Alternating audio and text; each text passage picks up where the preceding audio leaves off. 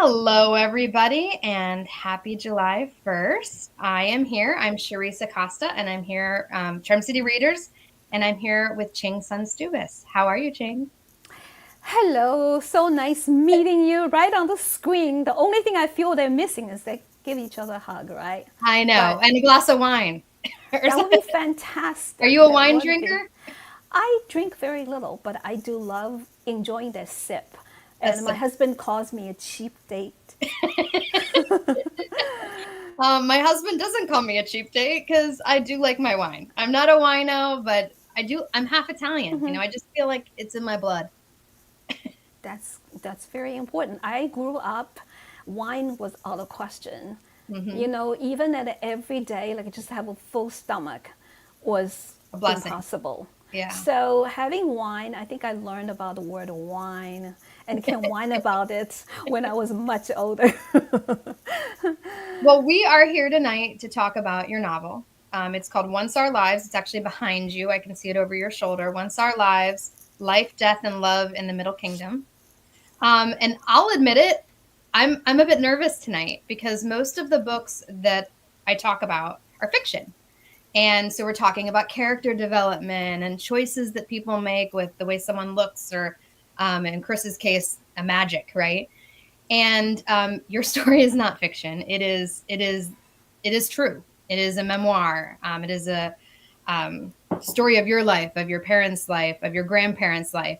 And from being a Western woman, not really understanding the degree of what happened in China during your life, like, the beginning of your life, I want to make sure I'm very respectful. You know what I mean? And I don't put my foot in my mouth because I learned a lot reading your book.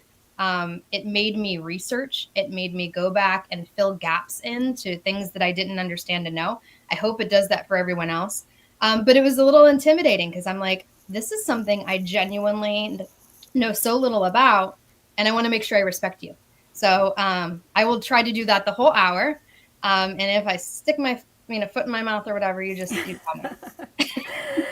You would never do that. In a sense, it's a learning process, and I think that the whole point about writing that book, what motivated me to write that book, was to promote some sort of understanding.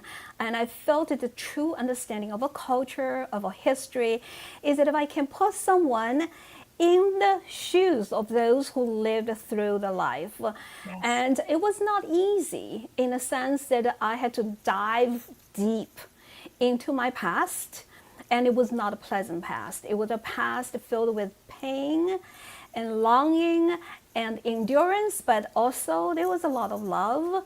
And I think that when I was growing up, it didn't feel as bad. And when you look back, I'm like, oh my Yeah. gosh, now that I'm American for a longer time than I was in China. I spent 29 years in China.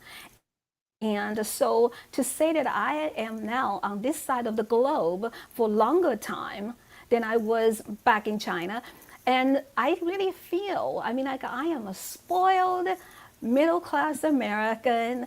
Everything's so plentiful, but yet I would bend down to just to pick up that Yeah. piece of grain of rice that it was dropped down on the ground because it's so deep embedded in me, and I should never waste the food Yep. because how I starved, and I was longing for that extra grain of rice that Hmm. I couldn't have. So I think I just want everyone to like see yourself in the shoes of those people, very ordinary people, and live with a giant banner of the history at the backdrop of the history, and to see and understand how people lived.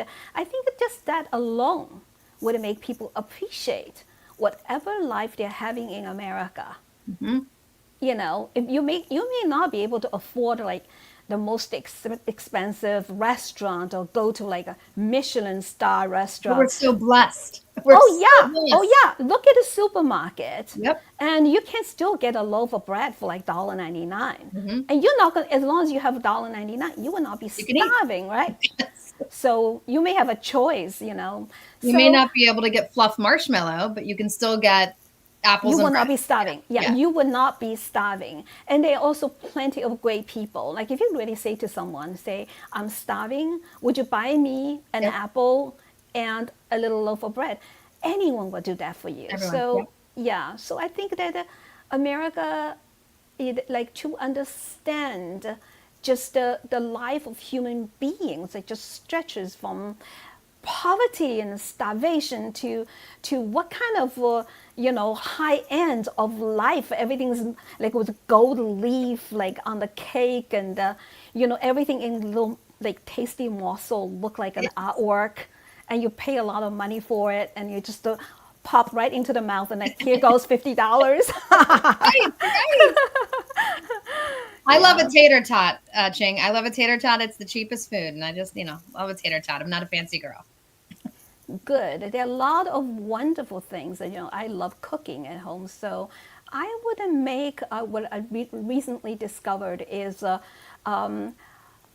corn, little corn pancake, like fresh corn. I get the corn kernels off the cob, and I make almost like a pancake batter, and I Oh, make these little corn pancakes small. They are so tasty. They're so cheap and they're so tasty because every corn kernel would pop in your mouth when you chew on it. And it's yeah. almost exactly the same way of making a pancake, except they're much smaller. I need And your recipe. I will give it to you. Yeah, I would love it. I would love it. That sounds like something fun to make with my son too.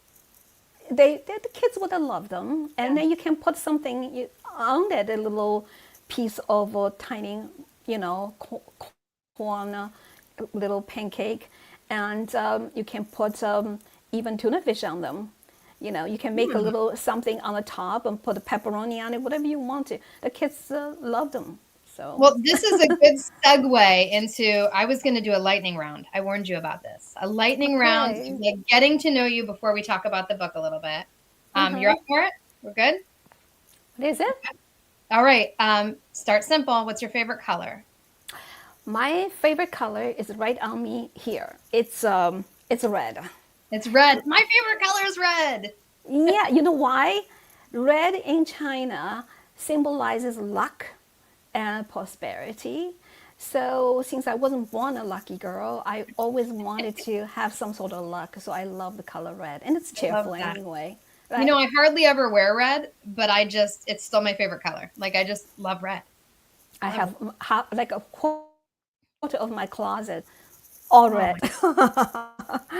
I need more red. Yeah, I'm Okay, what's crazy. your favorite music?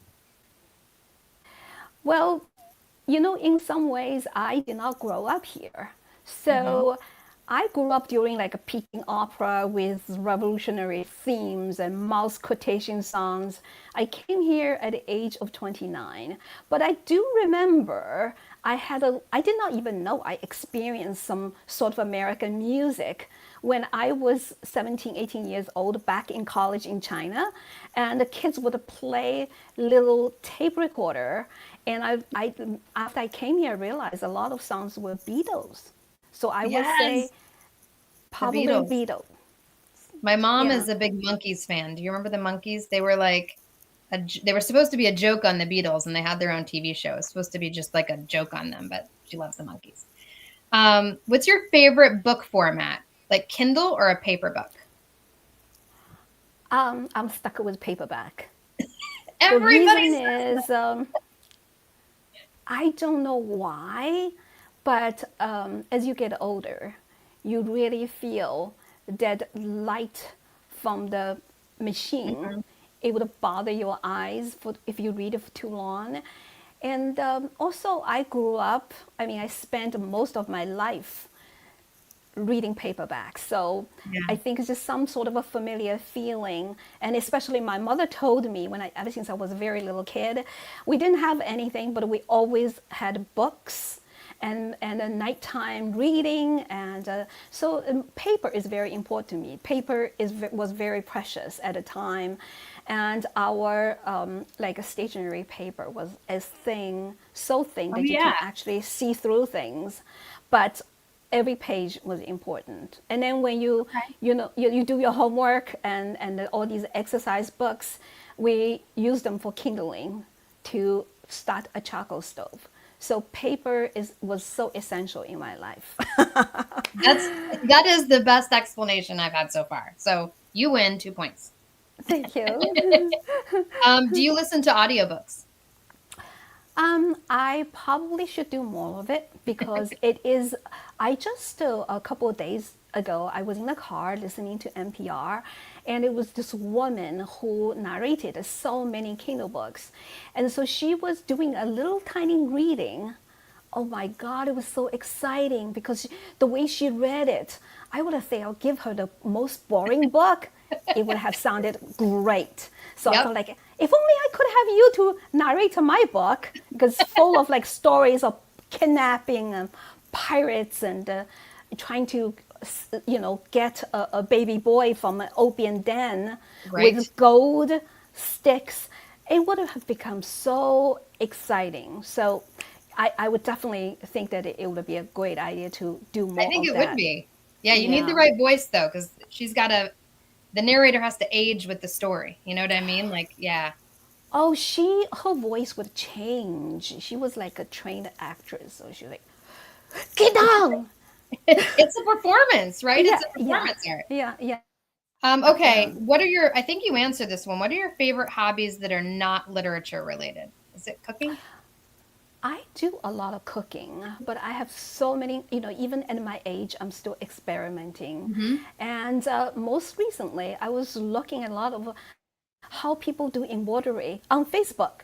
And so Yep. Facebook started to feed me more and more about all sorts of different stitches. So I started to find, like just random fabric and try to make a little rose and how to embroider a little, like a leaf or little random flower. So anyway, I'm kind of like pulled into it out of nowhere, and I'm very pleased and excited. I mean, hopefully that I would make something more meaningful than just Yeah. random little things. But main thing is whatever makes you happy, get into a hobby, try it. But I've done a lot of cooking, and actually my stove just went, and I have to order a new gas stove. Of course, it's much harder to get a so I promised a book club that I was going to go to Arlington, Arizona, Arlington, Virginia, to do a book club talk, and I said I'm going to make a dessert, and I'm not sure if I can because I don't have a stove.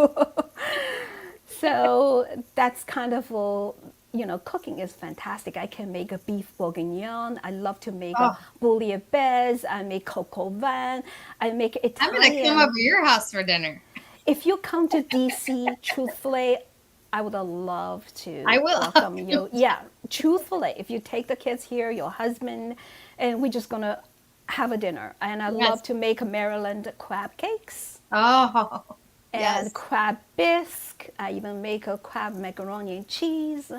And Mark's the lucky guy. Goodness gracious, Mark. I don't know if you're listening. Mark was there, by the way, everyone. Mark was in the room. So Mark gets a yeah, lot of nice stuff for dinner.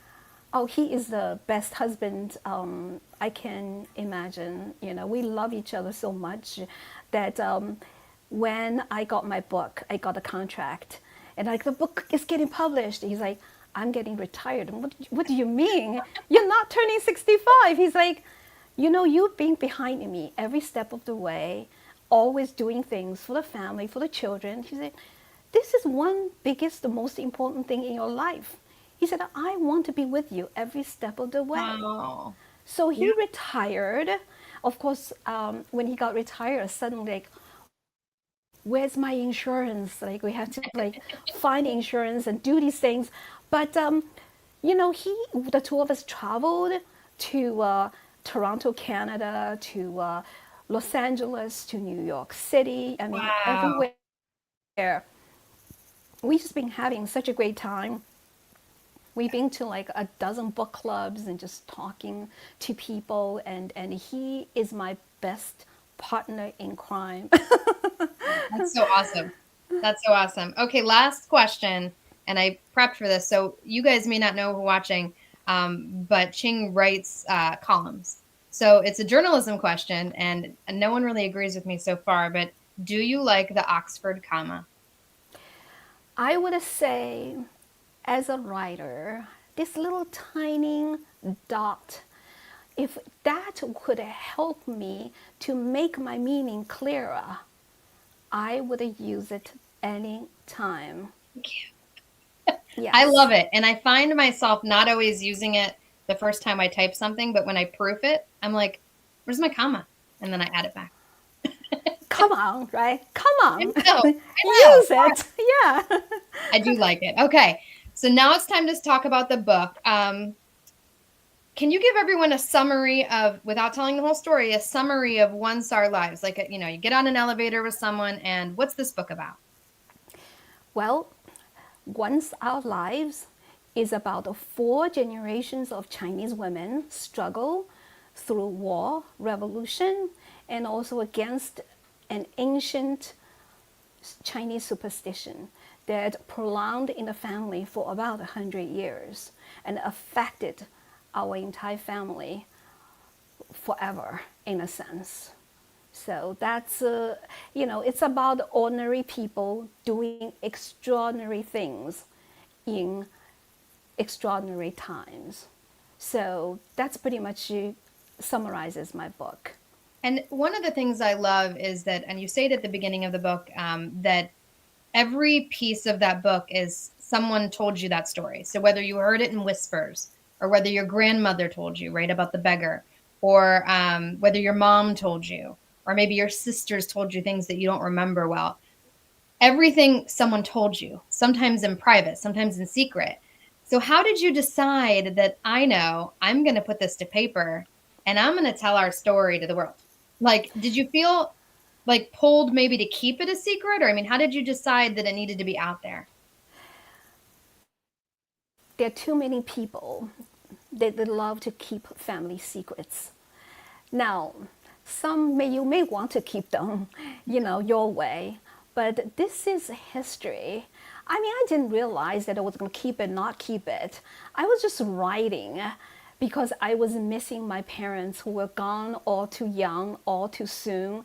And being on the other side of the ocean, and they were in China, and I was all the way here, there was a sense of helplessness and also, like pain, the pain that I Yeah. felt that I was being stabbed. So I would sit up and cry in the middle of the night, knowing that I would never ever see them again. And one point, my husband Mark told me, he said, you may want to seek psychotherapy. You may want to see someone and talk about it. And I'm like, who would understand me?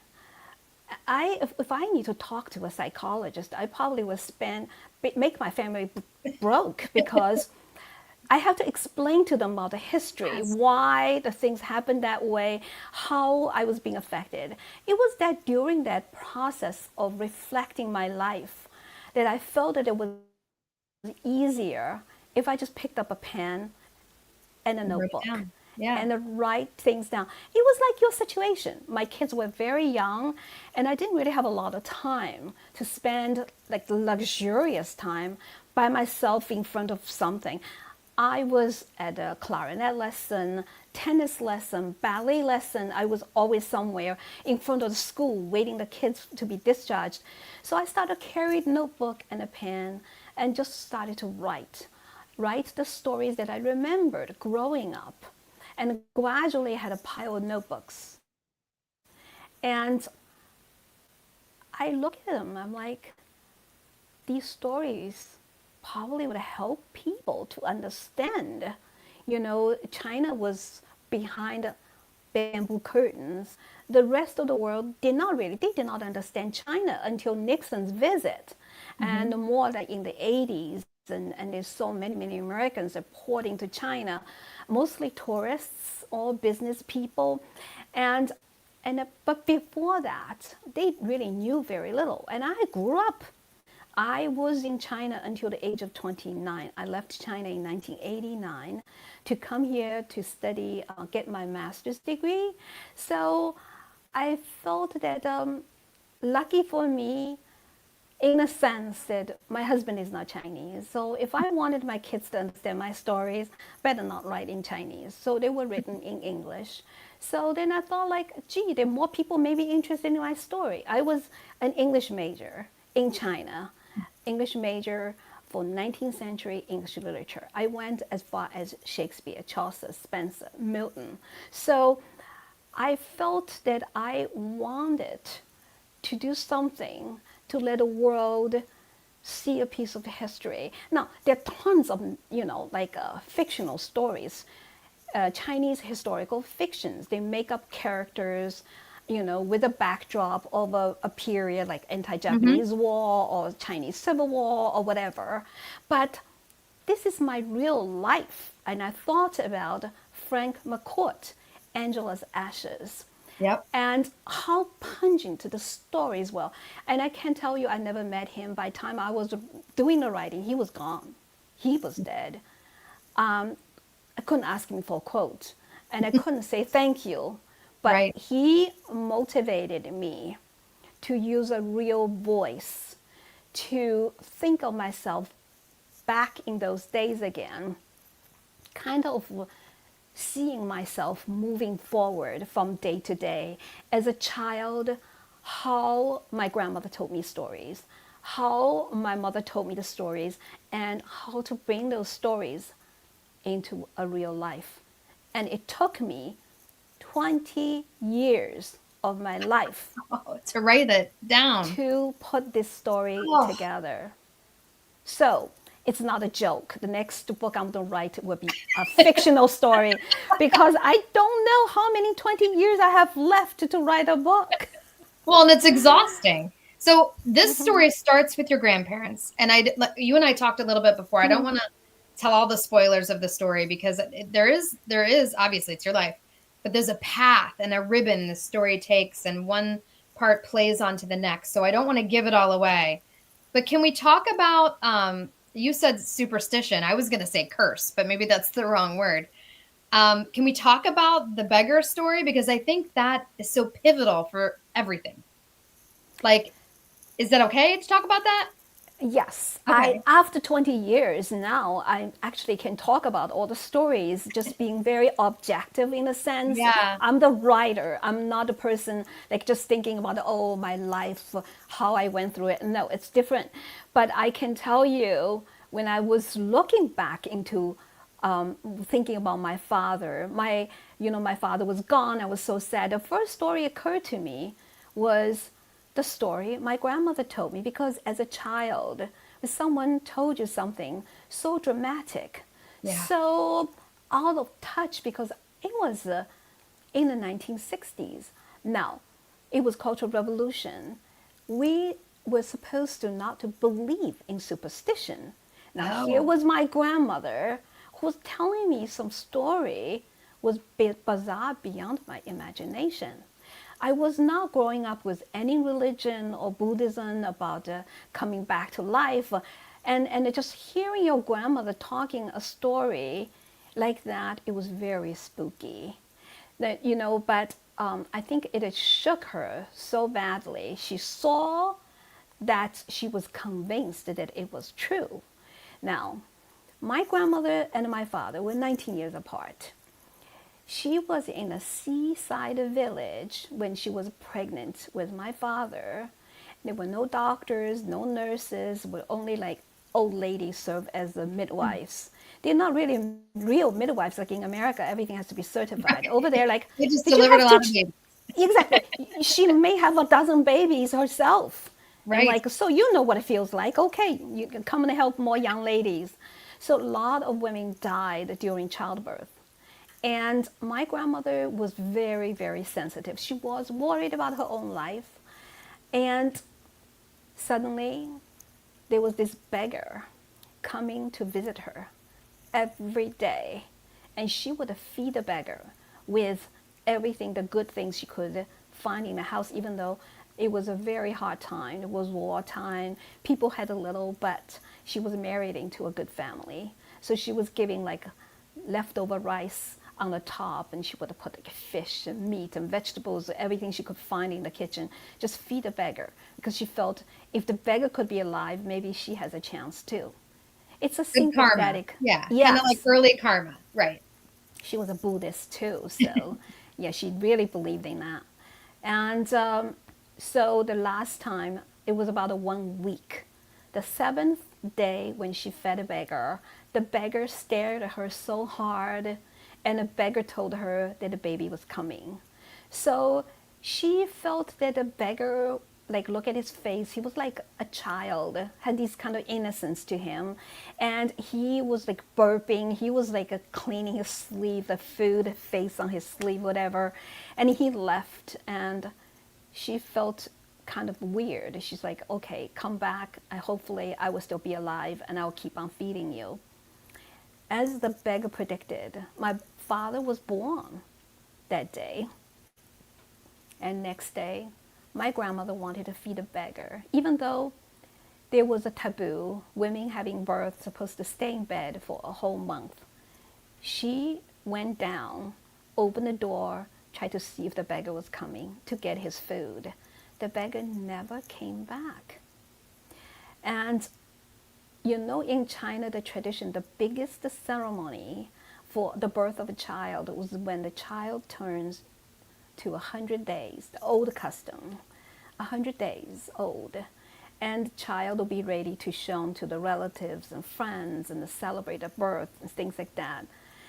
And when everybody was celebrating, she was nursing my father, and suddenly she looked at the baby, and the baby looked at her. She felt that the baby's eyes was somehow transponding some sort of a similar vibe as when she was looking into the eyes of the beggar. She had goosebumps all over her. She suddenly came to a realization the beggar was not a beggar. And that was the reason why the beggar never came back when my father was born. The beggar was a wandering spirit. And he was looking for a host to come back to life. And he guessed he did not want to be a beggar again. So he jumped. He figured that woman is nice and kind. She's naive and innocent. It would be good to be her son. So my father supposedly had a beggar's fate, the beggar's spirit inside him, according to my grandmother. Right, right. But hearing this as a child, you're like, wait, what? like my dad's who? You know what I mean? And Well, this curse or whatever, then followed him, at least through your grandmother's eyes, right? Like followed him his whole life. Everything he bad did. that happened was blamed on the beggar. Yes, including my father had 4 daughters and no son, and my grandmother disliked us. And that was also the beggar's curse because my father was born the first son, grandson, great grandson, and my father was expected to have a firstborn son himself. And my mother had 4 girls. So there was a little shred of family dignity and pride, and felt it was taken away by my mother. Of course, my grandmother was illiterate, so she believed that women carried children and it's women's responsibility to carry on the honor, even though now we know women, we cannot decide the sex of the Right. child. It So actually has nothing to do with us. no, we're just the host, right? We're Yes. just the host body. But my grandmother blamed my mother. And so all of us were, because of the beggar, we're part of the beggar trend that my mother brought us along. It was the beggar and my mother. It was not my father in a sense. She loved my father deeply to the very end, as you know, from to the end of the story, how their life concluded together as well. So it was, I looked back and I looked through how my father went through the Cultural Revolution for being anti-Cultural Revolution and sent to prison for 7 years. And when Cultural Revolution was over, he thought his name could be cleared and all the withheld wages could be given back to him, possibly with an apology. He didn't get any of those. He got handcuffed back into prison for being for Cultural Revolution during the Cultural Revolution, and spent 7 years in a Shanghai prison. And by then, I graduated from college. I spent 7 years being a father in the family, holding the family, making the wages, and hold the family up.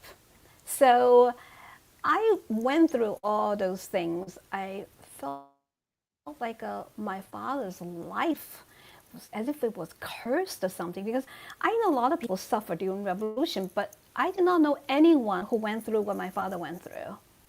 No, and Nobody. reading about it was incredibly hard. Like, I mean, I don't want to even discount your mom's story because this is only your dad's story, right? Like your mom's story wasn't easy either. But like reading what they, especially because you talked about your grandparents and your grandmother, she was so cruel to you. And she was so cruel to all the girls and your mother because your mother produced girls. And she'd never, ever like welcomed you with love and appreciation and kindness. No, no. So, I remember once it was so scary. I have like one story yeah. during the Cultural Revolution when I think I wrote part of it. People wanted to kill us because my father was detained somewhere mysterious. We did not know if he was alive or dead.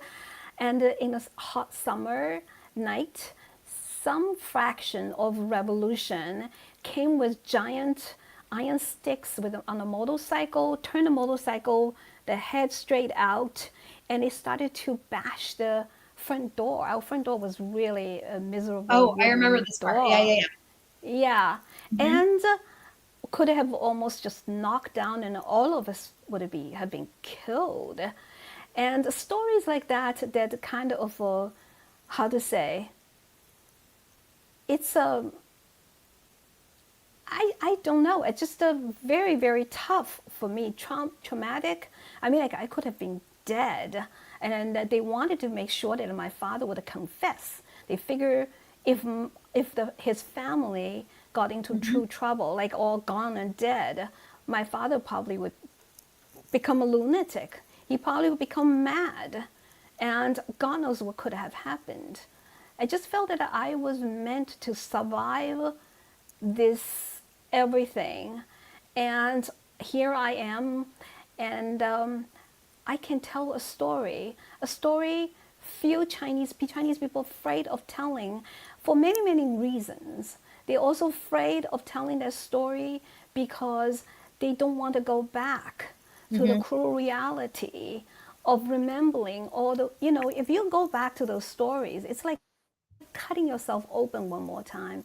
And it's really, really traumatic. I have some Chinese people who came to me, thanked me, said, remember there was a story about pumpkins?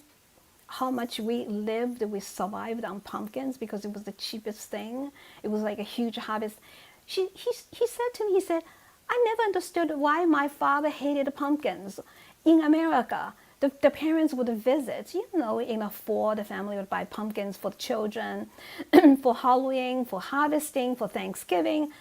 Said my father could not even take a look, have a peep at the pumpkins. He could not like tolerate pumpkins. Such kind of reaction, so strong towards such a Mhm. beautiful pumpkin. He couldn't understand it. But he asked the father, but the father won't tell him. And he said to me, he said, thank you so much. He said, now I understand Oh, I get it. why my father hated the pumpkin. So, That was I actually looked down at a note I had because I watched part of an interview you had with Rachel Wellington, and you actually talked a bit about that the book that people have come to you since you wrote the book saying, I didn't understand my mother. I didn't understand my father. And now you've kind of filled in some gaps in a story that they won't tell. yes. I have a lot of people from China just telling me, they said, oh, I never knew what happened, but nobody would talk about it. They just want to move on. I mean, I want to do the same thing. All my life, that's what I did. I mean, I was born in a shanty town in an upside down, like wooden box my father built. And I was left in the crib for the first 2 years of my life. As a result of it, I couldn't talk, sit, move, or do anything a child is supposed to do. And I was told about the doctor told my mother, this child may never be able to do anything like a normal child. So I myself was like a miracle, but I always moved forward. I mean, I wanted to move on. Even as a child, I was a dreamer. I dreamed that tomorrow I would have a full stomach. Tomorrow I might have a new outfit. Tomorrow I may not be cold. Tomorrow I will go to school again. Tomorrow I will go to the university. Tomorrow I would get a job. I can grow big enough so I can help my parents. And it was always about tomorrow. And tomorrow carried me across the ocean with 2 suitcases and myself. Not knowing, I had a quilt in my suitcase because I thought I heard some bad stories that some people didn't do well, ended up sleeping in a subway in Paris. And I'm like, New York has a subway. Maybe I will end up had to sleep in a station or something. At least I don't want to be cold. I was always afraid of cold when I was a child. So I took a huge quilt with me in the suitcase. And I took toilet paper, toothbrush, toothpaste. I had everything you can imagine. I took them here. And I left my mother with my 7 years of savings because I knew that when I went to America for an adventure, I would not be able to support a family anymore. And I wanted to make sure that she would have some money to live. And I gave her everything I had. So it was always tomorrow. I got my master's degree in Tucson, Arizona, and I did not know what tomorrow is going to be. All my life, tomorrow was a dream, and I just kept on pursuing that dream. And it's like a flying dandelion. You Mhm. about to reach it and it flew further. You try Yeah. to reach it and it flew further. And I just kept on following it, following tomorrow with that dream. And now I'm in Washington, D.C., with my own house, with 2 children, 2 cars, A and a wonderful dog, husband. a wonderful husband. And so I really feel as if I achieved my dream. My parents never visited America. They died in China. And I felt that somehow when they died, the day died, I felt a huge part of me died with them. It was so painful. It forced me to look back because I could not knit a dream with them anymore. The only way to remember them, to think about being with them, was to look back, look into the past of why it hurted me so much to think about them. It was very hurtful, but I had to go back. And that's how I went back to retrieve those stories, those moments that I spent with them. All these wonderful time. The bravest soul, the smartest people that I know. My mother who could make homemade shoes from torn Oh, yes. cloth. My book would tell you how to make a pair of homemade shoes. Should you get to such a situation that you can't buy a pair of sneakers, But she actually. could. She knew how to pull, I mean, like, food out of nothing, fire out of nothing, heat out of nothing, clothing out of nothing. She was incredibly courageous and brave and would have done anything, well, did do everything for you guys. Yeah. I think, The, go ahead. the funniest thing is, she wasn't born poor. Right. She actually had everything. My grandfather called a taxi. My grandfather and Hoda, adopted grandfather, Mhm. and her 2 mothers were cousins. Her 2 mothers shared the same grandmother. So 2 mothers' mothers were sisters.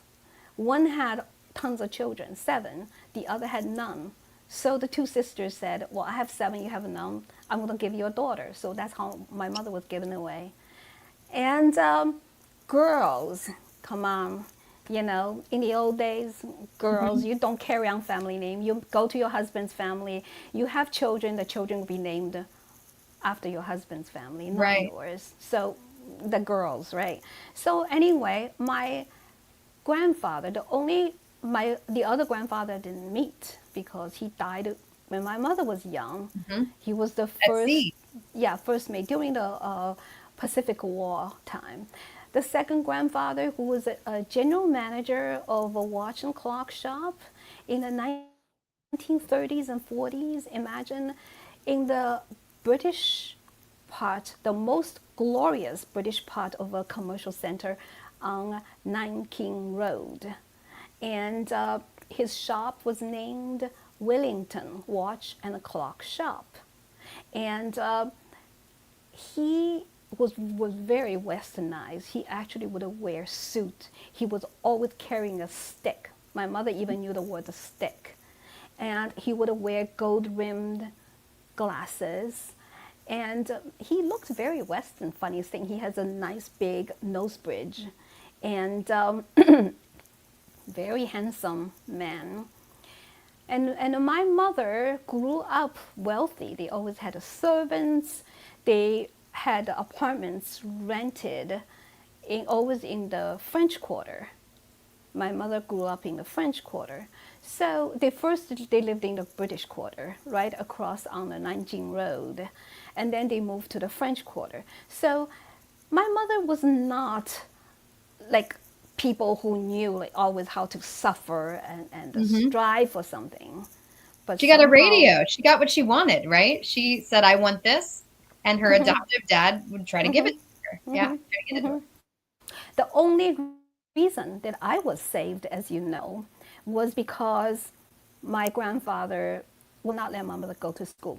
He was wealthy, but he's like, girls go to school with the other children and speak loudly in public, not allowed. So my grandfather tutored my mother. Now, when she did very well, she was always given a choice, choosing the newest imported gold watches. So my mother had a lot of gold watches. I don't believe she understood like what meant like the value of the gold watches Right. until she was much older. She sold her last gold watches to in exchange with a pharmacist in exchange for fish oil, calcium pills for me Mm-hmm. because she wanted me to be able to walk and talk. Now, she did not leave me in the crib for nothing. She had to go out to work so they won't starve to death. But Well, so she sacrificed her last watch to get me, you know, back that into, whole section you as a know. mother like ripped my heart out and like stomped on it. Because your dad was gone. He went away to try to make money for the family. Your mom is pregnant with your sister. You know, well, your sister is a toddler and then has you. Your sister can go to childcare. You can't because you're under two. And anyone who has, even in America, like if you have an under two baby, childcare is hard to find. But imagine Shantytown, it doesn't exist. So for 2 years, you were left in a crib in your home, alone, lying down all day. Yeah. So it was impossible to imagine, impossible. She told me she was not a woman. My mother was not a person who tried to hide things from me. She told me all these stories. What made this book possible was because my mother was a trained actress. She was in theater, she was on the stage doing plays, and she was even asked to join the Shanghai Film Studio, except that her adopted mother was dying of TB, and she, as a dutiful daughter, she had to go back home to take care of the mother. And she had this ability. My mother had a great ability, great memory. She would tell me all the stories of her life about my childhood again and again and again. So, in a sense, the stories are not just like being remembered by me. I felt that in my memory, those stories are almost like real because every time she told me, it gives a little different perspective, as if she was sculpting the story for me. Now, when I was trying to remember the past, I felt that those already turned into sculptures, movies in my head. They were Mm-hmm. not just like, oh, scantily, I remember my mother once said to me, it was this, this. It was like all those stories come out of, Yeah. pour out of me, like playing the movies. They were already existing Yeah. inside. Well, you'd pictured it, right? For your whole life, you'd pictured all these scenes and characters. And was there anyone that was really hard to write about? My grandmother. That was my guess. Yeah, it was very hard. I hated her growing up. You know that I never got a candy from her. Only time in the book is said She came, I was going to college. She threw like half-eaten bag of cookies and throwing on the table. She's like, "You're going to the countryside to till the land in the middle of nowhere. You're never going to see those cookies. So have some." And it was, I felt a little, even though I was, I was wanted cookies, but I kind of imagined my grandmother's saliva on those cookies. I couldn't touch them. No Yeah. matter how I wanted them, I didn't want to eat them. But she was so ignorant that she didn't understand the difference between going to college and going to the countryside to till the land in a farm.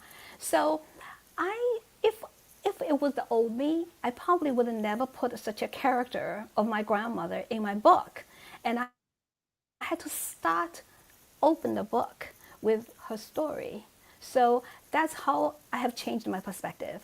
I've learned objectively the Chinese culture, how everything's affecting her, and how she gained that perspective. Not because she just hated us, but she was having a lens of the old culture Yeah. and superstition, using that lens to see us four girls and my father's life. And that's the reason why she treated us the way she treated us. Now, when I was lying in a crib and all day long, I would assume that I would be crying like a normal baby.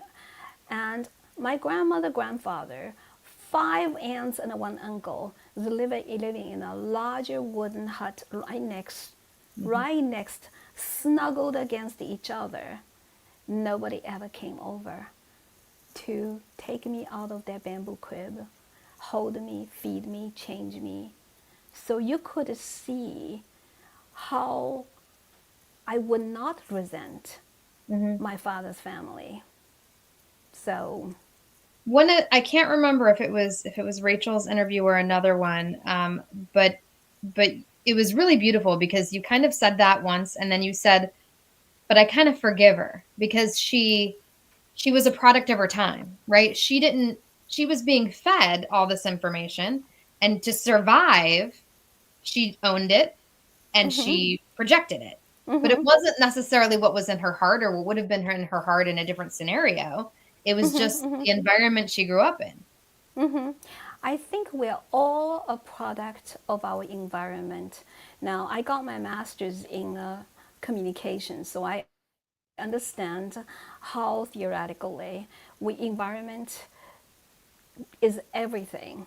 You know, what you do, what's in your environment, if it's educational environment or it's a hateful environment, the environment affects how we think, how we react, how we do things, how, resourceful we can be in order to survive. So I would say when the book was done 20 years later, I felt that it was the end of a psychotherapy session, a long 20-year Yeah, psychotherapy session. I realized that I am just merely a little child growing up in my grandmother's world, that how everything was playing. It was not everything. That's why I say things to people. People always like, oh, it's me. I'm so hurtful. I'm so sad. In this world, most of the things are not about you. mhm, If people are angry, they said something horrible, you get upset. Don't. You know why? It's not about you. It says more about the person, yes, himself or herself. Maybe she had a fight, the cashier screamed at you. Maybe she had a fight with her husband before she left home, or her kids, something happened, made her very angry and mad. She was just looking for a way to release her energy. And 100%. yeah, and for my grandmother, it was her first child. She was so gloriously proud of having a son, and whose life was stolen by a ghost. And the son's life was doomed, and then having all those, like, bring out all those girls, and I just was one of them. Mhm. And the family Oops, essentially was don't read that gone. yet. Press the button by Yeah. mistake. No, but yeah, that's what I just find so fascinating is your ability to tell this really painful story and then reflect in all of it's like a prism of all the different views, right? And how do your sisters feel about the book? Like, Well, um, my sister, 2 years younger than me, is gone. She's no oh, longer in this world. I'm so sorry. Now we have four little girls who went through everything. We are four sisters on three continents and in two worlds. My youngest sister is in New Zealand. My oldest sister is in China, and I'm here in America. So we go across three continents. And my older sister does not speak English. She cannot read my book. Oh, And my youngest sister is in New Zealand. I don't know if she has read my book. really? Yeah, I dared myself. I was very bold because a lot of the characters in the book are gone. And I used the real names. I feel that this one thing about my book, the book, everything is true, including the names of the people. These people who lived, and all their names are real. Everything is as real as I can remember and I can be truthful with, Yeah. because this is my gift to the world. My gift To your for children. people, yeah, to everyone who's willing to read it, about just what happened. I did not want to put a strange element into it. So, That was so. I think I said at the beginning, one of my fears was that I didn't really understand a lot about Chinese history, right? I knew bits and pieces, but how to string them together, there wasn't a lot of that. And so I was reading your book and I would stop and go look something up. You know what I mean? To make sure that I had the right context. And your book allowed me to fill in so many gaps in my knowledge about the world. Certainly, America has all these, opinions on China. Um, but man, we really did China wrong for a long time. Like the Western world was not kind and took a lot of advantage. And so the repercussions of those decisions, like honestly, it's you gave me the gift of your story, but I think you gave me the gift of perspective on so many levels, like at the 30,000 foot view of politics and international relations, and then a granular level of you know what starving really means. I'd written in my notes like shantytown to me, as me who loves musicals and theater. I was picturing Hooverville, like, after the Depression. And I'm like, that is like a five-star hotel compared to Shantytown, Shanghai, right? So, I mean, I just cannot thank you enough because you gave me so much color and so much of an anchor. And I was reading about Chairman Mao and the revolution and the group you were in as a child. What was it? The As a young red supporter. guards, Yes, yes. the little red guards, yeah. Yeah, like these things I had heard of, but nothing kind of pulled them together until I read your book. I mean, I just thank you. And I Yeah, think for anyone who's willing to read it, it's going to give you so much on so many levels. yeah, it's hard, like you said. It's not like a fictional. You just come and go and then make things up, whatever. This is real as it can be. So I had to coax it out of myself, no matter how painful it was. And I think the sense of, like in California, in Santa Monica, where I write a column, people talk about bungalow. Bungalow costs a few $1,000s. Could go as far as $7,000, $10,000 a night. A bungalow. Yeah, I a mean, bungalow. yeah. But the real sense of bungalow somewhere, I think, in the world is not so charming. Often would not have any toilets and no running water. But that's the kind of a life. I think it just would. I want to expand people's understanding about what life is. I think all too often we take for granted about our lives, but the funniest thing for a girl who was born with nothing, I'm not material at all. I felt that everything is disposable. What is the most important thing is what you can do every day, what you can produce in this world, and what can you make a contribution, Yes. and what you can experience that can enrich yourself. And I think that, of course, this is America. I don't expect people to find a upside down wooden box to sleep in and then realizing it's not camping. Even these days, camping in America, people have all these fancy, cinema jig Yep. to like a portable toilets, and how to make water purified and you can drink it. No, this is real life. Yes. So you can't live through it. The best thing you can do is read about it, to Hmm. understand, to make your world bigger than yourself. Yep. And I think that you will understand much better. So, I think you've done a beautiful job, honestly, a beautiful job. It moved me in ways I did not expect to be moved. It taught me things that I didn't expect going in. And now I have a curiosity, honestly, for a place and maybe a time that I didn't have a month ago. And that is all a gift that you gave me. And I think it's a gift that you give everyone. I mean, not just your family and your children, but you're, like you said, a gift to the world. thank you. Yeah, Thank it's you. beautiful. I mean, it's not a big surprise, it's a little surprise. I did reach out to the Baltimore County Public Library, and they are buying your book for circulation. So it's been on request. So, Thank you. and so you and I then can work together with Mark, your agent and your stylist, um, um, Yeah. to get the word out even more in Baltimore, because that's what we want to do here, like at Charm City Readers. Is look, there are a lot of people in the group that are not in Baltimore, but we want to support, our authors and get the word out. And Baltimore is such a diverse place. There's so much room for your story, and I'm happy to help spread the word. You Thank know, you. And also, I feel that Baltimore is my idol because I love Edgar Allan Poe. And we yes. visited his grave, his home that he lived, and listening to his stories. I even wrote a poem about the forever life of Edgar Allan Poe, and it was published by Maryland Bard, and as a copy. And so on his anniversary, I opened my book. I was there, standing there. It was frigid. It was cold in my coat, and I read my poem to him. Oh, And yeah, I actually feel that Baltimore is a very special place.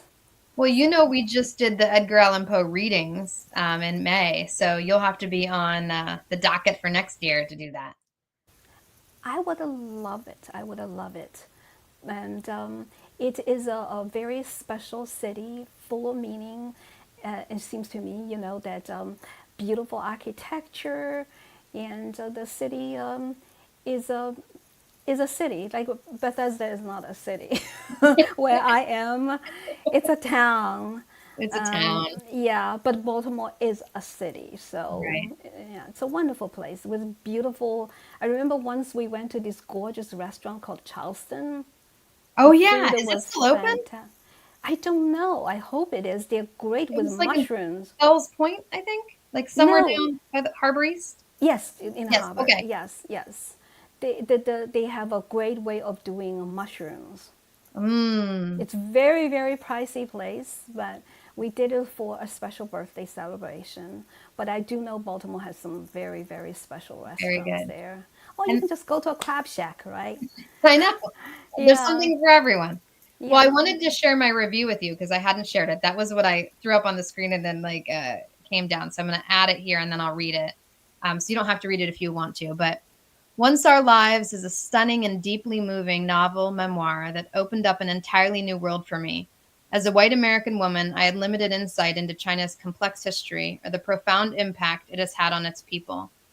Qin Sun Stubis' beautifully written story offers an intimate window into experiences many of us in the West have little knowledge or understanding of.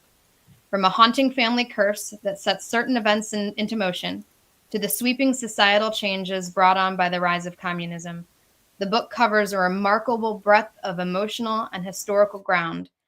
What makes it even more powerful is knowing that this is Qing's real life, a personal account of survival, resilience, and hope. both heartwarming and heart-wrenching. Once Our Lives is an honest, beautifully told memoir that will stay with you long after you've turned the last page. It's beautiful. So I wanted you to know how much it meant to me because it changed me, and I have you to thank for that. Thank you Thank for you. sharing. Thank you.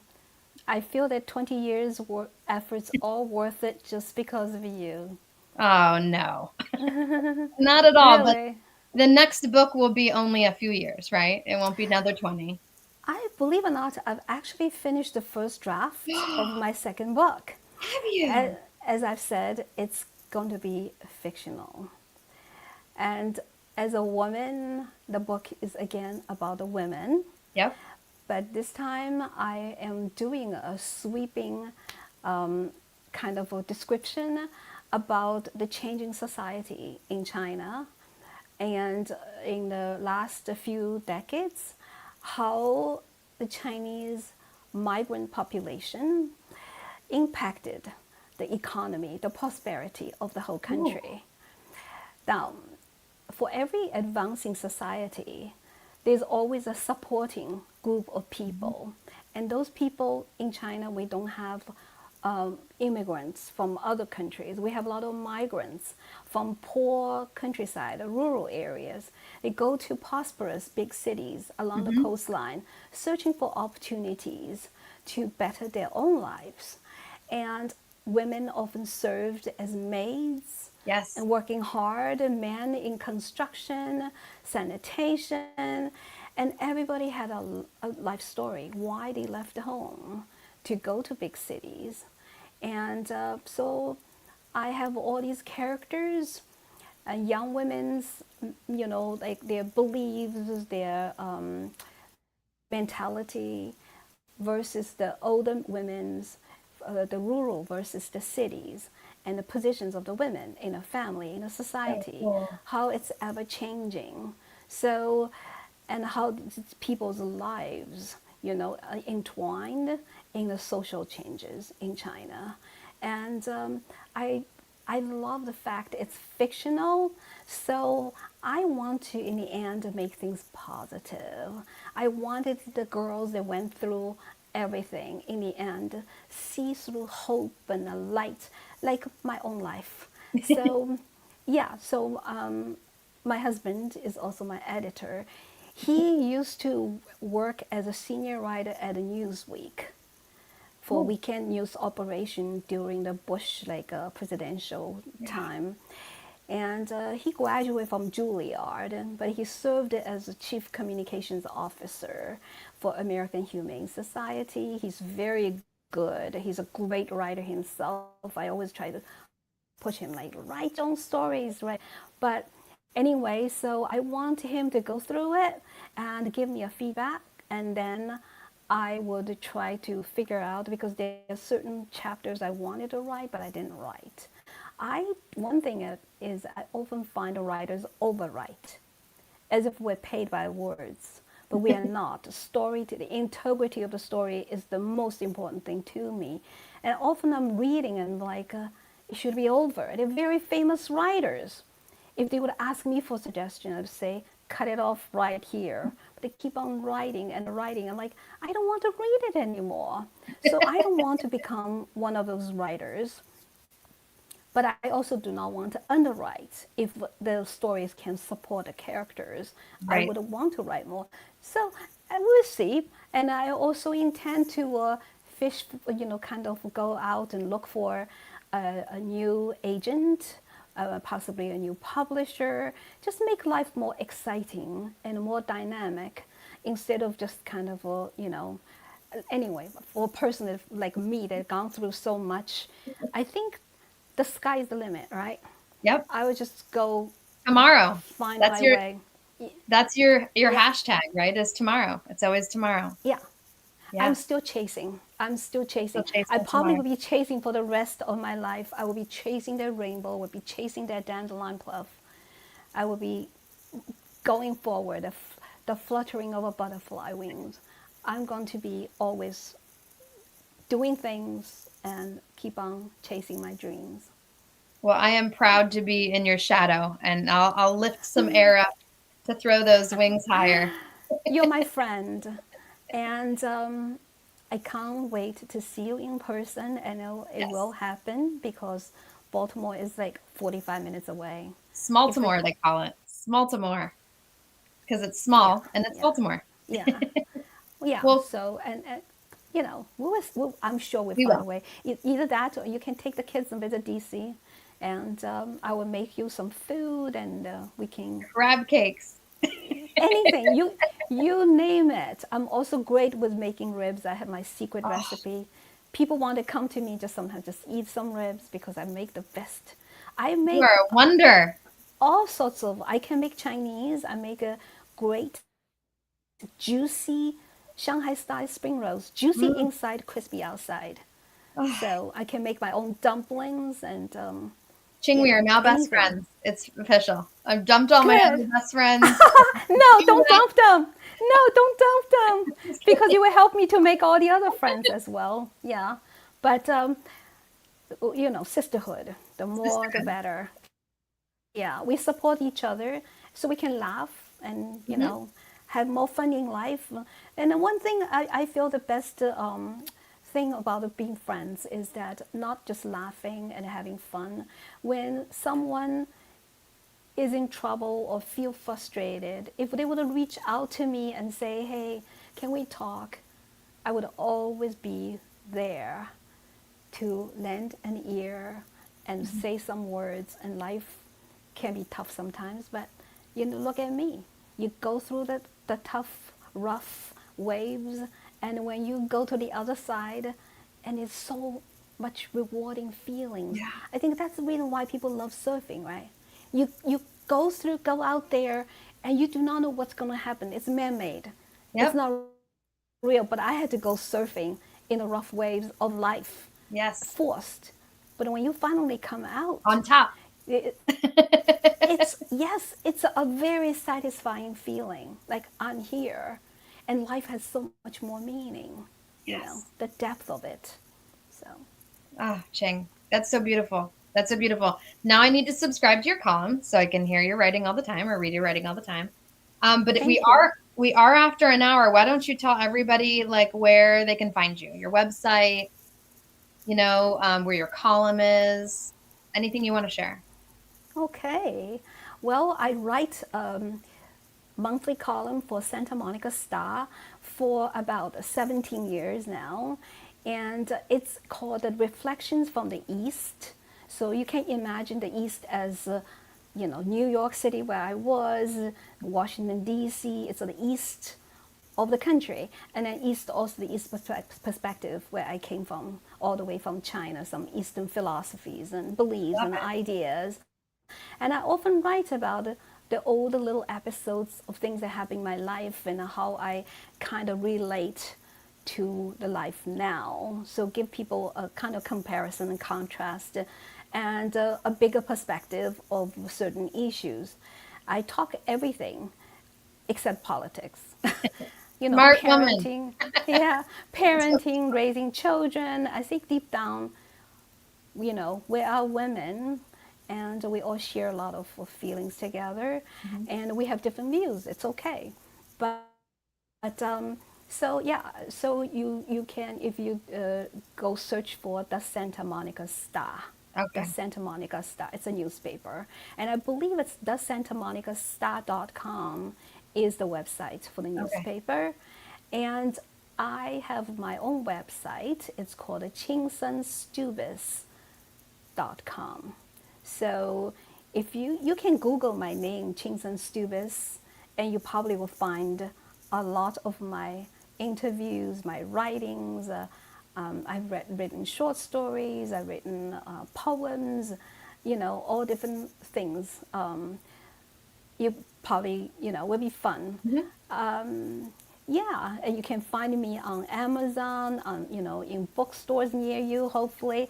And if you're somewhere and your library does not have my book, you can fill out a request form, and Mhm. just say, I want this book, and your library will get it. Yep. So So, for everyone in Maryland, if you are in any Maryland county, make sure you mention that Qing is a Maryland author. And that you feel this is very important to be added to your local library. So obviously we encourage people to buy the book. That's very helpful. But request it at your local library too, because then other people get exposed to it. Yeah. Yes. Yeah. Help an author. I think in a way you will not believe your power out there to help an author. If you like an author, just give like an Amazon rate and Yes. review, put a few stars, as many as you wish. Even if you have only a couple words, you don't have to write like impressive paragraph, or if you don't have the time or you feel like you're afraid of writing it, just write one sentence, 2 words. I don't care. But when I see it on Amazon, I got a new review, I got a new rating. It Yep. just makes you feel so happy. And it also helps that Amazon, other readers go on Amazon, it's like, oh, that author has so many reviews. And that kind of make them feel like people like it. So maybe I will like it. It's like I was shopping for a stove. My stove just broke after all the good cookings I've done. And I usually will look at a product. I will see how many people reviewed it. And I Yep. want to read what they wrote. And some of the problems are small, incidentally. It's fine. But if there's a major flaw and I feel that I do not like it, then I will not buy that product. So Right. all these things are important. They are. And that's what we talk about a lot. Like, making sure that even right now, I'm thinking of doing a contest actually in the next month or two, where our Charm City Reader members get like points for leaving reviews. So maybe this is a good kickoff for that. Stay tuned, everyone. More coming on that. But we're going to say goodnight. So Qing, stay on, but say goodbye to everyone. Everyone, thank you for joining us. I know we had a lot of nice comments. My friend Jason said this interview is so incredibly fascinating, interesting, and honest. I can't wait to read your book. So I'm sure we have lots of people who feel that way. And we Thank will, you. yeah, we'll share this in Charm City Readers, and it'll be up on YouTube. And I will make sure I put your review out everywhere you want me to. Thank you. Thank you. You are the best. Oh, nah. This is people supporting people, right? This is why we're here. Human That's connection. the meaning of life. Yes. I think it always makes me feel very hopeful and cheerful when I see things like that. I'm like, yeah, it encourages me. I want to write more. I want to do more. Every little So thing we do is an impact on somebody else, and we just have to a keep doing them. huge impact. Yeah. The little deed goes a long way. You will Yes. be surprised. All right. Well, good night, everyone. Stay with me, Ching. Bye, Thank Mark. you. Good night, everyone. Okay. Good night. Bye, everyone.